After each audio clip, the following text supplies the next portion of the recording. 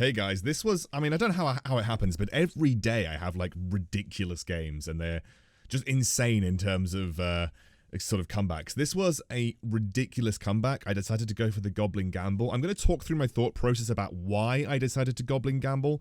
And then secondly, how I actually made a comeback. Now, a lot of it was down to luck. I'm going to say that right at the start of the video. Whenever you play a Goblin Gamble game, you're going to have some luck because you've got to find Devastator. But what you can do is you can maximize the chances of you finding Devastator and having that luck. So that's what I want to talk about in this game. Also, full disclosure, I'm looking after Rupert today. I mean, I look after Rupert every day, but often when I do my recordings, he's asleep or having a nap. Unfortunately, he does not want to nap today.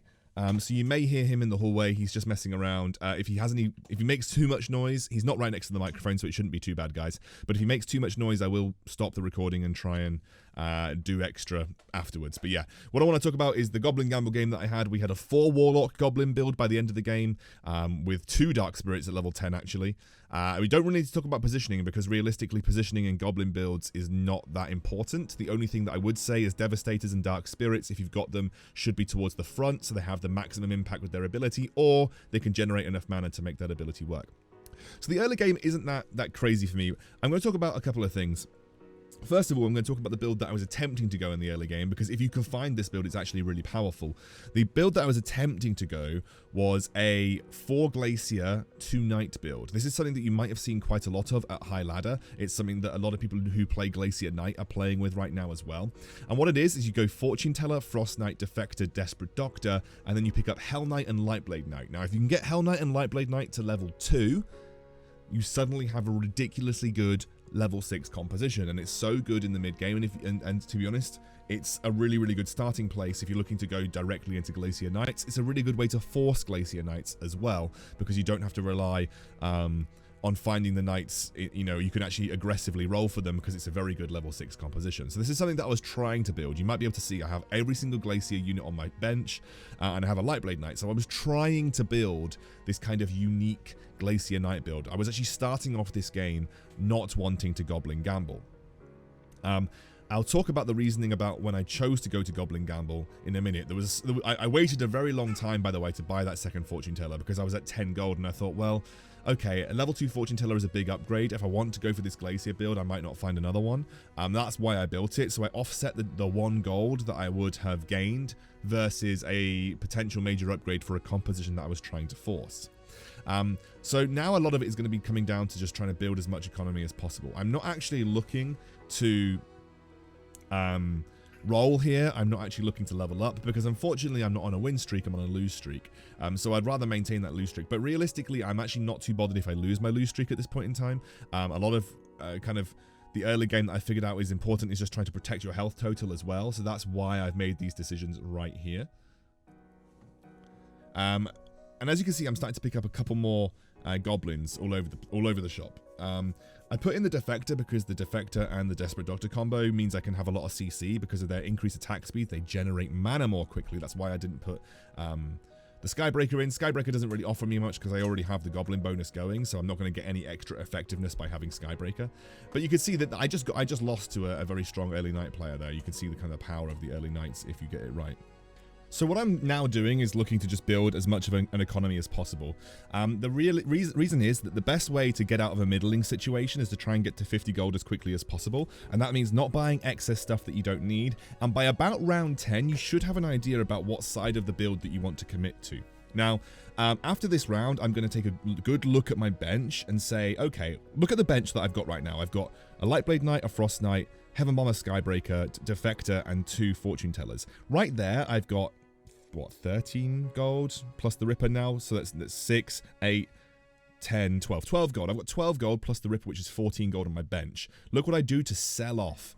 I sell off everything that isn't a Goblin and Mech. That's because at round 10, you really should have an idea about what kind of build that you want to commit to. If you're stuck between 2 builds, you're going to be in a very awkward spot in terms of economy. By selling off my bench and committing to the Goblin Gamble at this point, I actually accelerated my economy by about 2 or 3 rounds, which is insane. That's a massive economy boost for me. And why did I do that? Well, I had pretty much all the goblins that I wanted to get started. I had some 2 stars here and there. I have a couple of pairs as well. And realistically, the economy that I've got right now at round 12 means I'm going to be able to accelerate myself to level 9 as quickly as physically possible. That's the point of Goblin Gambling. You need to accelerate yourself to a point where you are level 9 as quickly as possible. Not level 8, level 9. Yes, okay, you can get extremely lucky at level 8 and find a defector. Sorry, not defector, a devastator. But you need to get to level 9 to really make sure that you give yourself the best chance of finding the devastator. Level 9 gives you, I mean, level 10 is even better, but who can force level 10? Forcing level 10 without actually already being in the late game is very hard. Forcing level 9, if you get an early economy and just commit to putting everything that you can into levels, is actually a lot easier than you might think. You can usually get to level 9 by around round 22 or 23 if you have a pretty strong build, you've managed your health and your economy well in the early game, and you haven't lost to any major neutral rounds. If you don't lose to any major neutral rounds, you haven't lost any extra HP, and in general, you'll find that it's a lot easier to get to level 9 than you think. I am in an okay spot. It might look like I'm in a bad spot here, but I'm actually in an okay spot. The reason I'm in an okay spot is I've got a lot of 2 stars on the board. I have got 50 gold before round 15. In fact, I got 50 gold at around round 13. And I'm like just able to put pretty much everything into levels because I have quite a lot of 2 stars on the board already. A 2-star Ripper would go really well with my comp right now. And obviously finding a Venomancer would set me up for the Devastator because sometimes you can get a Venomancer gated. And we didn't lose to the Wolves either.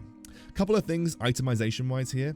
I like to save life crystals. The reason I like to save life crystals is because there is a very powerful item called the Heart of Tarask. And for the most part, I don't like to use all of my life crystals combining things that I don't necessarily need. Heart of Tarask is something that you can get in the late game if you get a Dragon Blood Axe and a life crystal. Now, that essentially allows you to get insane HP regeneration on your tanks. So I often like to save life crystals for as long as possible, usually until around 30. And then I use those life crystals to go for the Heart of Tarask. I'm also keeping my Magic Crystal and my Ring of Life in my inventory for the simple reason that obviously a refresh orb on a Dark Spirit is absolutely insane in a Goblin game, and that's what I'm keeping it for. And that is why I'm keeping it not put on anybody, because unfortunately when you're playing the Goblin Gamble, you would often like to put items on your Goblins early on, but realistically, I don't have that luxury of just putting whatever I want on the Goblins. I actually have to think about my itemization choices. So I can't just go and put a Magic Crystal on my Heaven Bomber because getting a potential Orb of Refresh in the late game on a Heaven Bomber is nowhere near as impactful as getting an Orb of Refresh on something like a Dark Spirit, which is one of the really powerful Warlocks that you can get in a Goblin Warlock build. So that's why I have chosen to do it this way, because it's just a little bit easier. Sorry, it gives me a little bit better late game because I'm at 45 HP right now. It's not like I'm singing in in HP right now. I actually have to manage my HP ridiculously well in this situation. I haven't really got an insanely strong composition. I've just got a load of random 2-star goblins, and although I am very close to finding a level 3 Heaven Bomber.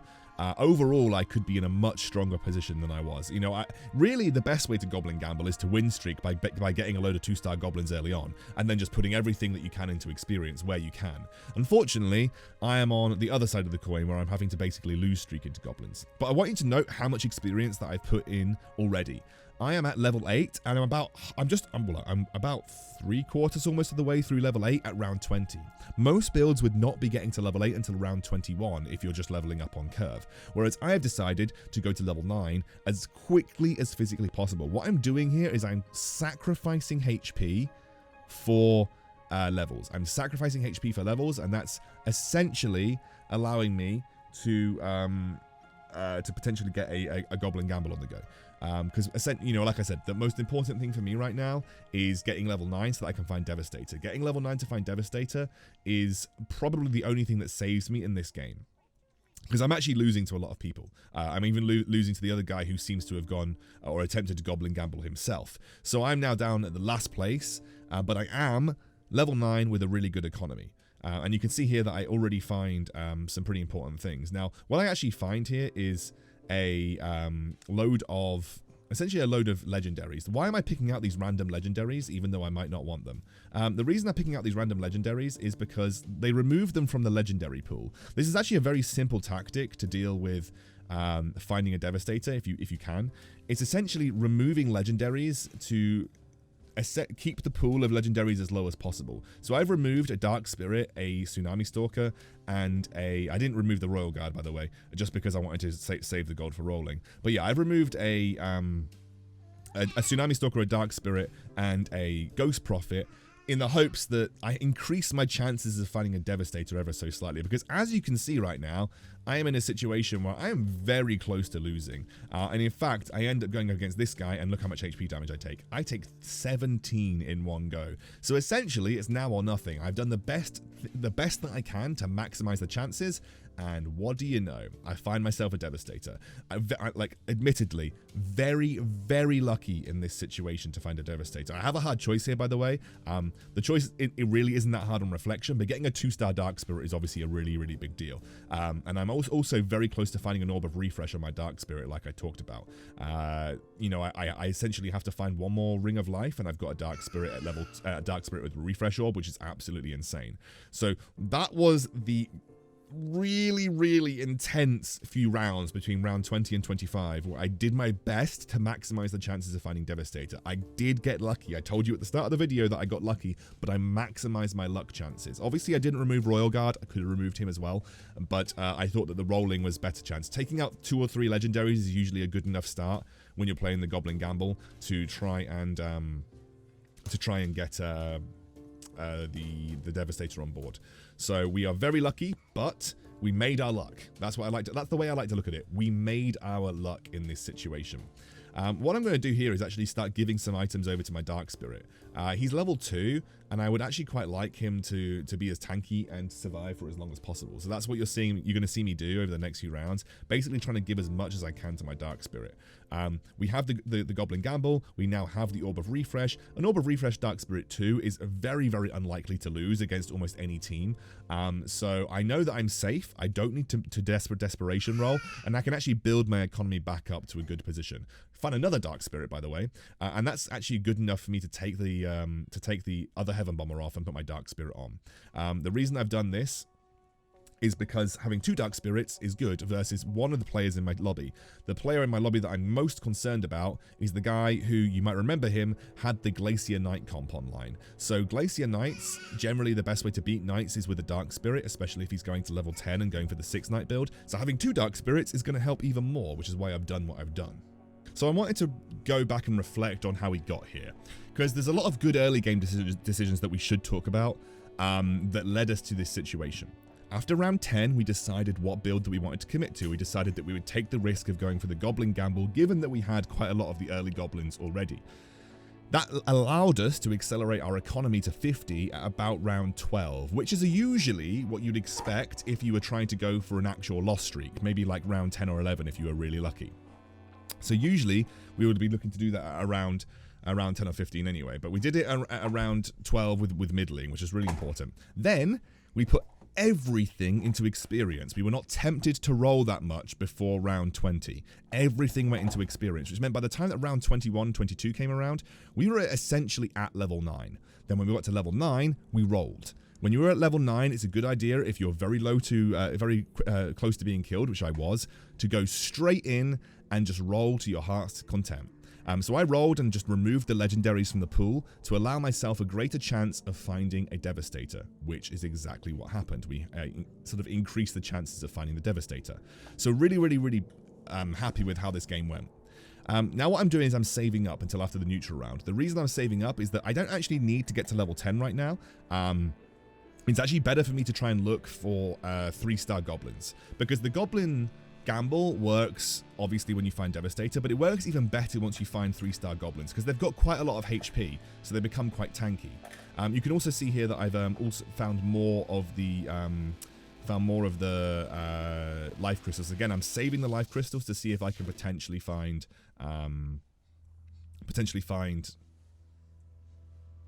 Heart of Tarask or anything sort of along those lines. I'm trying to find as many 3 stars as physically possible. What you're seeing right now is that I'm very close to finding a 3-star Ripper. I'm very close to finding a 3-star Soulbreaker. I also have a level 2 Devastator in the works as well. So that's why I rolled down. There isn't really any need for me to go to level 10. The only benefit of going to level 10 is that I'd be able to switch some things around and go for the 4 Warlocks, which is exactly what I have done, by the way, which I do, by the way. I do eventually go to level 10 and look for that particular build, but it's actually not necessary right now. What is necessary right now is doing my best to find as many goblins as possible. You're also noting that I've put 2 Devastators on over the Ripper. That's because they're about a similar level of tankiness, but Devastator's ability is just that much better. Devastator's ability is just really, really, really powerful. But with the fact that I've got essentially 3 Dark Spirit ultimates going on right now, I really don't envision that I'm going to have any issues dealing with almost anybody in this game at this point in time. So I'm actually giving away life crystals to people that I know are going to be important if I found Heart of Tarask. That's what I've done here. I've given a life crystal over to my Venomancer. I've given a life crystal over to my Dark Spirit too. So if I do indeed find Dragon Blood axes, I'm going to have very, very, very strong defensive items on the majority of my team. This guy knew exactly what was up, by the way. He knew that this was an insane comeback from 3 HP. Once I found the